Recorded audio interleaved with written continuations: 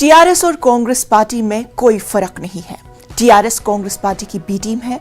TRS Congress और MIM BJP से मुकाबला एक साथ खड़ी है।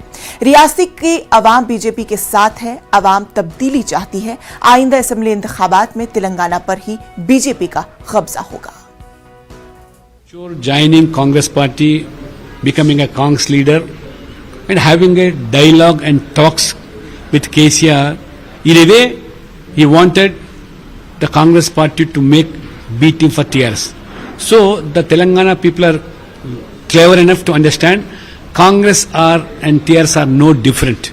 Congress, TRS, Majlis, they sail in a single boat, and it made very clear that to face BJP, TRS alone या Congress alone cannot take on BJP in Telangana. So the people of Telangana wanted a change in the governance, the corrupt governance, the family rule, and even the dictatorial attitude of this TRS, to put an end to TRS. So people now understand that cannot be done by Congress not alone.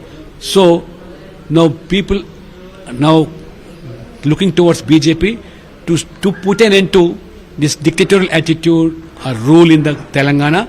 Now they come under the platform of BJP.